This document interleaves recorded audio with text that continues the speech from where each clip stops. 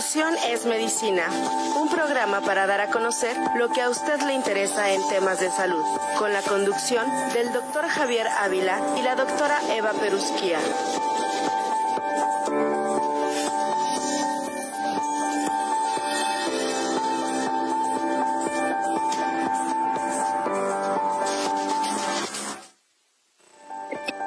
Muy buenos días, tengan todos ustedes bienvenidos a su programa Solución es Medicina, programa auspiciado por el Sistema Universitario de Salud. Les saluda la doctora Eva Perusquía y es un gusto poder compartir este espacio con todos ustedes para hablar de temas que son importantes para nuestra comunidad universitaria y para la población en general. Les recuerdo, estamos en vivo desde Radio Universidad en el 89.5, en tv.uac.mx, en el canal 24.1 y también les recuerdo, pueden ponerse en contacto con nosotros a los teléfonos 192-1200, extensión 37120, 192-1293, 442-249-8788, donde con gusto intentaremos contestar todas sus preguntas. El día de hoy tenemos un invitado especial. Me da mucho gusto saludar al doctor Luis Alberto Fernández Vázquez Mellado.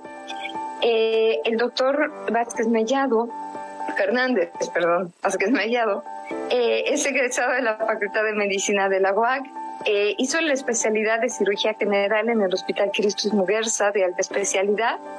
Posteriormente hizo una subespecialidad en laparoscopía avanzada y cirugía de pared abdominal en la Universidad de Monterrey.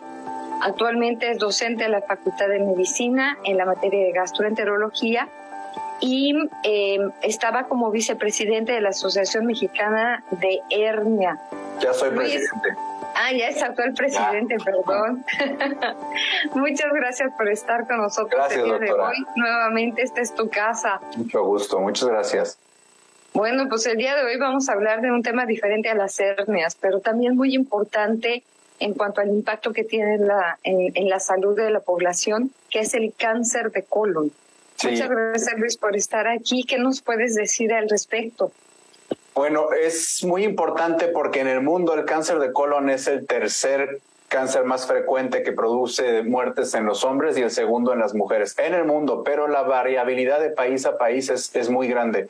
¿Por qué es tan grande? Principalmente porque existen tasas muy bajas de screening o de ¿cómo lo diríamos en español? Como de cribaje o de detección en pacientes sanos en países con un mal sistema de salud, y es lo que está pasando ahorita en México, en el cual el sistema pues se colapsó desde hace 3 años y no aparentemente no hay por dónde mejorarlo.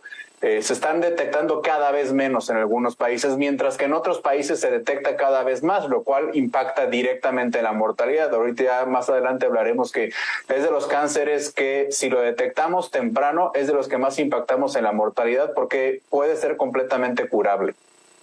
Eso es. Luis, ¿qué es el cáncer de colon?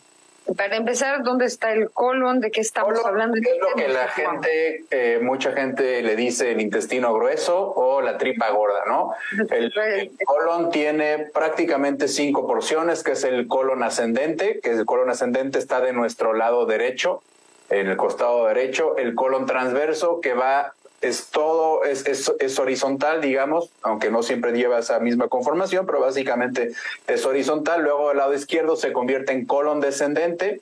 Ahí empieza lo que llamamos el colon izquierdo, y luego está el colon sigmoides y el recto. ¿Okay? Después del recto se conecta en el ano. Básicamente eso es el colon.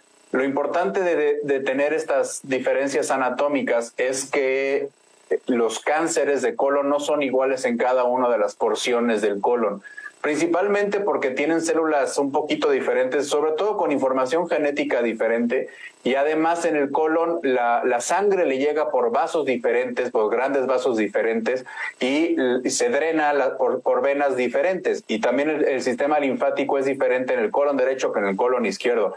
Por lo tanto, los cánceres de colon derecho, de colon izquierdo y de recto se van a comportar de manera muy diferente tanto en la clínica como en el tratamiento. Eso es. Luis, ¿cómo podría una persona pensar que pudiera tener un cáncer? O sea, ¿te da algún tipo de síntoma? Porque mucha gente en la población general tenemos distensión abdominal o tenemos mala digestión, llamémoslo así, ¿no? O estreñimiento, pero ¿existen síntomas que pudieran sugerir que hay un cáncer? Sí, el síntoma más común que ocurre más o menos entre el 75 al 80% de los pacientes son cambio en el hábito intestinal. Hábito intestinal nosotros nos referimos a que qué tan frecuente es que nuestro paciente vaya al baño a hacer popó.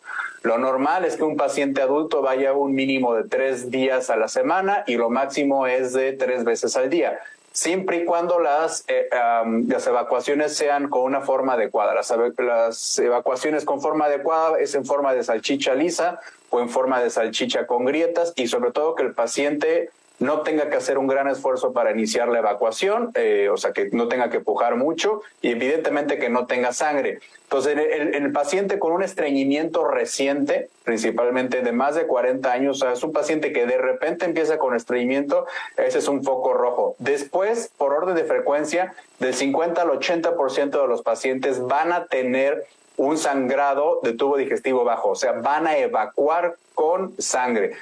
Esta sangre normalmente ocurre, o este sangrado ocurre junto con el estreñimiento, junto con el cambio en el hábito intestinal. Entonces, es un error común tanto de los clínicos como de los pacientes pensar que como están sangrando, pues o tienen amibas o tienen un hemorroide. Y lamentablemente muchos cánceres de colon avanzan sin diagnóstico por no haber hecho un estudio, porque pues el paciente no es normal que sangre. El sangrado de tubo digestivo es un foco rojo.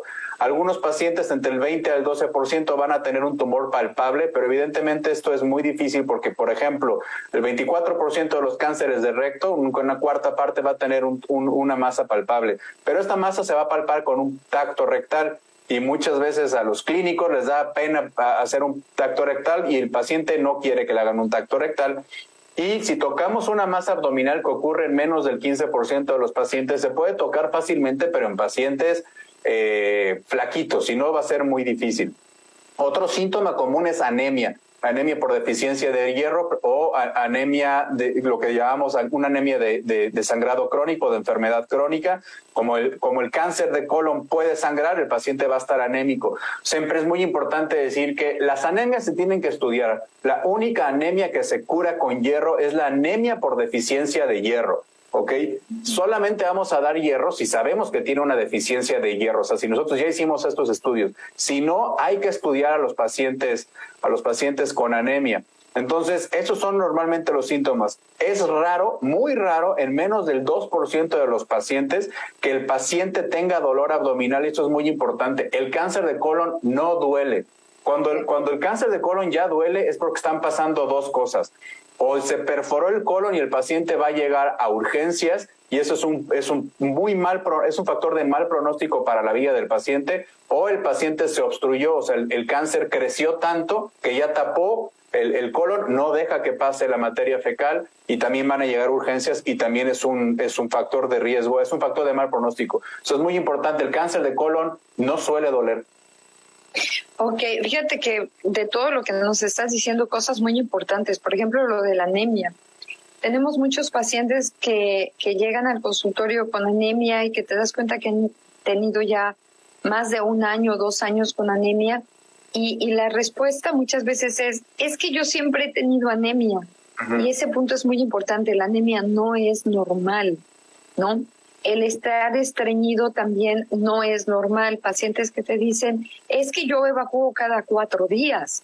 No, bueno, es que no es normal tampoco, ¿no?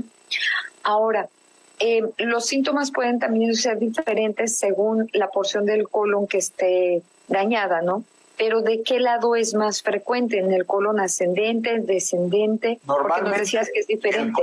El colon del lado derecho es una parte del colon que la pared es un poco más gruesa y la luz es un poquito más amplia.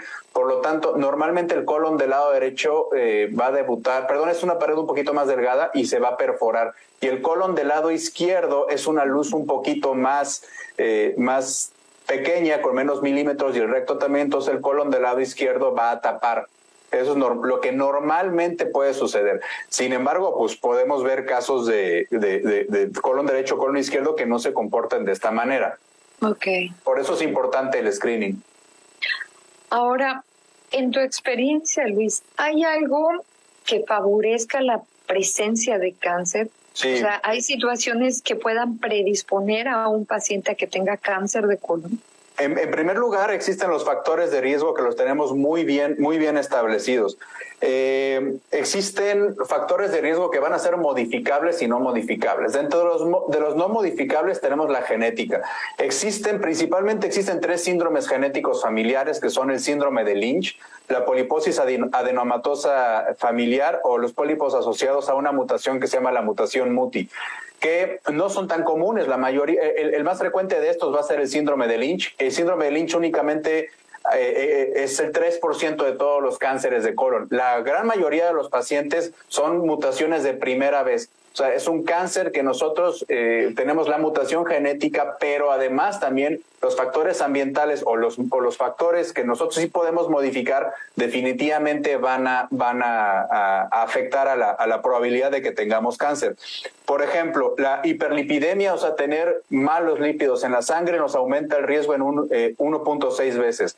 La obesidad nos los aumenta 4.54 veces. El consumo de alcohol, 1.71. Y de ahí nosotros tenemos otros factores de riesgo que han estado ya muy bien establecidos, pero que la relación es menos clara porque es menos intensa. Aquí el problema que tenemos es que los estudios que hagamos siempre van a ser estudios observacionales, o sea, vamos a irnos para atrás al tiempo viendo los expedientes de los pacientes, porque no vamos a tener a un paciente, o sea, vamos a poder tenerlos viéndonos a 2 grupos de pacientes, por ejemplo, uno con obesidad y otro grupo sin obesidad, para nosotros estar viendo quién tiene. Entonces vamos a estar observando sin nosotros intervenir en eso. De los que ya hemos encontrado es la hipertensión arterial, el síndrome metabólico, la colitis ulcerativa crónica, que es una enfermedad con base autoinmune del colon, el consumo de grasas y carnes de origen animal, principalmente las carnes procesadas, o sea, la salchicha, el jamón, el tocino, las carnes frías, las cosas ahumadas, las cosas asadas, todos esos están reconocidos como alimentos o sustancias cancerígenas grado 2A. ¿Qué quiere decir que sea un grado 2A? Que tienen un riesgo probable asociado. Ahora, no quiere decir que si tú comes una hamburguesa con tocino una vez al mes, tienes más riesgo de cáncer. O sea, una relación no implica una causalidad, pero si tú estás comiendo todos los días carnes ahumadas, carnes procesadas, carnes saladas, sí tenemos un riesgo que ya ha estado reconocido, ¿no? Una dieta baja en fibra, el sedentarismo, todo esto, y una edad mayor de 45 años, independientemente de lo que hemos visto de la genética. Como todos los cánceres, el alcohol y el tabaco van a intervenir directamente a aumentar un riesgo de cáncer de colon. Fíjate que esto que nos comentas es muy importante, especialmente en nuestra población donde la tasa de obesidad es tan alta. Entonces, bueno, sí existe una relación entre obesidad y cáncer de colon. Y lo que está pasando es que estamos viendo, de hecho, ahorita hablemos de screening, vemos eso, acaban de bajar, bueno, no acaban, hace pocos meses, no más de 2 años creo, acaban de bajar la edad de screening, porque cada vez vemos pacientes más jóvenes con cáncer de colon, porque cada vez vemos pacientes más sedentarios y más obesos. Entonces, eso es un factor de riesgo que está aumentando en el mundo. En cuanto a los procesados, porque ayer me preguntaron por Instagram y luego pues es una duda, no quiere decir que si comemos jamón nos va a dar cáncer, ¿ok? Pero sí de que hay que tratar de comer más granos, más verduras, quizás alimentos, por ejemplo, a la parrilla y no fritos, o al vapor y no fritos. Y una cosa muy importante, porque también se puso de moda decir que las carnes asadas, o sea, la carne que tú hacías al carbón o a la leña o ahumabas con humo de leña, te daba cáncer. Y sí, o sea, la carne asada, principalmente esa parte, esa costrita rica que hacemos en la parrilla, que queda crujientita, eso lo que pasa es que se generan unas sustancias que básicamente son carbohidratos quemados, que nos saben muy rico, y eso sí se ha relacionado con cáncer. Pero vuelvo a lo mismo, no vamos a estar comiendo eso todos los días. Sí, claro. Sí, claro. Y de hecho, la alerta en este caso sería, Para los pacientes que están siguiendo dietas cetogénicas, la dieta cetogénica puede ser muy buena para algunos pacientes, no para todos, para bajar de peso, pero también el tiempo que esté sometido a este tipo de dieta va a ser de alerta para el cáncer de colon, ¿no? Sí, porque un paciente con dieta cetogénica 6 meses, a los 6 meses le tomas unos lípidos en sangre, van a estar en las nubes. Exactamente, entonces sí hay que elegir el tipo de dieta con mucho cuidado, tanto por el riesgo cardiovascular que implica tener grasas altas, como por la predisposición que pueda haber también para cáncer, ¿no? En ese caso, cáncer de colon. Ahora, ¿qué parte juega la genética? ¿Se hereda el cáncer de colon? Sí, de hecho es uno de los factores de riesgo no modificables más importantes y cuando nosotros vamos a hacer el screening de nuestro paciente, parte importantísima de la consulta es preguntar si tenemos familiares en primera línea con antecedentes de cáncer y ver cómo les fue, cómo se lo diagnosticaron y a qué edad se lo diagnosticaron. ¿Por qué importa esto? Porque, por ejemplo, si tenemos un paciente que tiene una historia familiar de cáncer bien establecida, que sí tenemos pacientes así en México, tenemos que empezar a hacerles el screening genético, es decir, estudiar los genes de ese paciente con estudios muy especializados que no son tan baratos, pero que salvan vidas. Y aparte salvan vidas no de un individuo, sino de toda la familia. Y entonces reconocemos ciertas mutaciones genéticas ahí y lo que encontramos es que a esos pacientes entonces hay que hacerles la colonoscopía, que es parte del screening, 10 años antes de lo que a su familiar en primera línea se lo han diagnosticado, sobre todo si es antes de los 40 años, porque estos síndromes genéticos familiares se pueden empezar a presentar a partir de los 20 años. Por ejemplo, en el síndrome de Lynch tenemos una relación muy bien establecida entre familiares, mujeres que pueden tener cáncer de endometrio y cáncer de colon y hombres con cáncer de colon. Y en el síndrome de poliposis adenomatosa familiar también vamos a tener estos pacientes que empiezan a partir de los 20 años a generar pólipos, que son crecimientos celulares en el colon, que dependiendo de sus características genéticas sobre todo, van o no a convertirse en un tumor maligno de colon. Eso es. Ahora, hablando ya del screening, de cómo vamos a hacer el diagnóstico. Ok. Básicamente, para lo que nos están viendo y nos están escuchando, el screening es hacer estudios en población sin síntomas para encontrar cáncer en etapa temprana, muy temprana. De los screenings que más tenemos en el mundo, que sabemos que funcionan, porque para eso tenemos que tener un riesgo-beneficio o un costo-beneficio. Hay unos que no, por ejemplo, no hay un costo-beneficio en irnos a hacer un screening de cáncer de piel, porque tendríamos que hacer estudios de piel con microscopía, desnudar a todos los pacientes. Entonces, eso no es costo efectivo. Pero los que sí tenemos bien establecido es el cáncer cérvico-uterino, que se hace el Papa Nicolau anual, la mastografía que se hace una vez al año también, y la colonoscopía.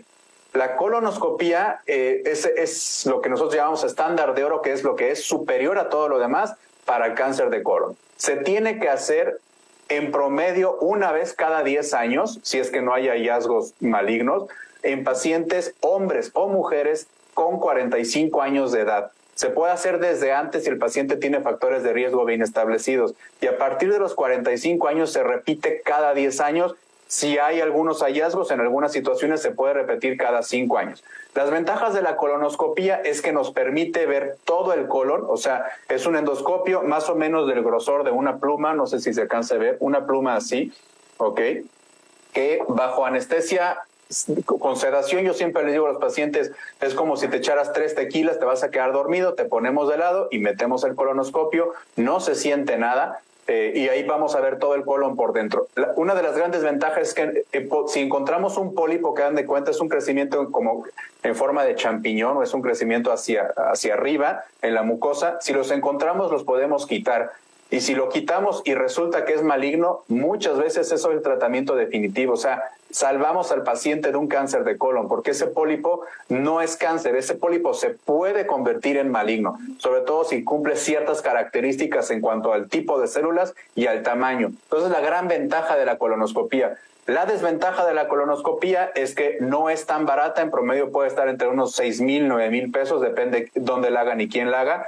En el sector salud, pues hasta donde yo sé están frenados todos, porque pues como que con la pandemia todo el dinero se fue a eso y luego se fue a hacer otras cosas. No, o sea, el dinero de la salud se usó para otra cosa. Entonces ahorita no están habiendo tanto tamizaje o tanto screening en esta paciente. Pero también existen otras. Existe también el examen inmunohistoquímico o inmunoquímico de la sangre oculta en heces. Es muy diferente hacer sangre oculta en heces que es la prueba de Guayaco, la prueba común y corriente, la prueba más antigua, que no es mala, pero hay una mejor, que es la prueba química, donde tenemos tres formas, normalmente tenemos tres formas en las cuales puede reaccionar la sangre en la materia fecal y lo podemos ver en situaciones donde hay sangrado. ¿Qué es la ventaja que tiene de esto? Que el paciente únicamente con una prueba de materia fecal en el laboratorio podemos darnos cuenta si tiene un sangrado microscópico, un sangrado oculto. Si sale positivo el sangrado, hay que hacer colonoscopía. Si sale negativo, se repite cada año y así nos podemos ir yendo. Eso es. Fíjate que esta parte es muy importante porque creo que efectivamente en nuestro país hace falta esa cultura de prevención. No estamos acostumbrados a pensar en, ya cumplí 45, ya cumplí 50 años, tengo que ir a hacerme una colonoscopía, como en otros países donde la gente inmediatamente sabe que llegas a los 50 años y tienes que buscar hacer una colonoscopía, o el paciente llega preguntando por la inmunohistoquímica en el excremento, que esa es mucho más barata, pero no tenemos la cultura en nuestro país como existe en otras partes. Sí, y sobre todo, el screening no va a prevenir el cáncer. O sea, ¿quieres prevenir el cáncer? Mantén tu peso en normal, haz ejercicio, no comas tantas carnes rojas procesadas. Si tienes síndrome metabólico, atiéndete. Si tienes diabetes, atiéndete. Deja el cigarro, deja el tabaco. Entonces, esas sí son formas de prevenir. Pero el screening lo que hace es ver en qué cajoncito lo metemos.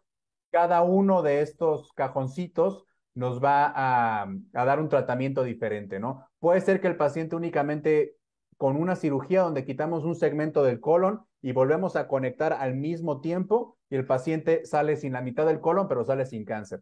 Hay veces en que tenemos que dar quimioterapia antes de operar. Damos quimioterapia por algún tiempo, vemos la respuesta y entonces se tiene que operar. O hay veces que se tiene que dar quimioterapia, operar y luego seguir con quimioterapia o dar radioterapia. Todo eso depende de qué tan avanzado esté el cáncer cuando encontremos el cáncer. Si el paciente llega a urgencias con un abdomen agudo, con dolor, y descubrimos en ese momento que tiene cáncer, lo que hay que hacer es salvar la vida del paciente, hacer una colostomía, o sea que el paciente vaya a estar evacuando por la colostomía y empezar a estudiar ese cáncer. Por eso es un factor de mal pronóstico que lleguen así a urgencias.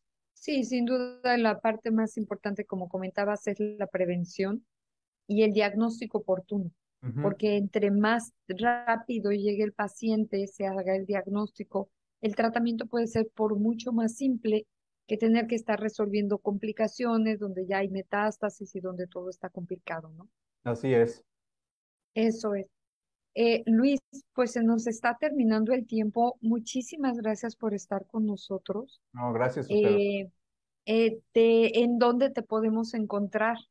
Yo estoy en el Hospital Ángeles, Querétaro, y el consultorio de teléfono es 442-192-3048. Y también pues ahí estoy en Instagram, también ahí me pueden mandar mensajes. ¿Cómo te encontramos en Instagram? DR Fernández B de Vaca M. Ok, pues muchísimas gracias a nuestro auditorio también por el programa y nos vemos dentro de 8 días. Bye. Bye, buenos días.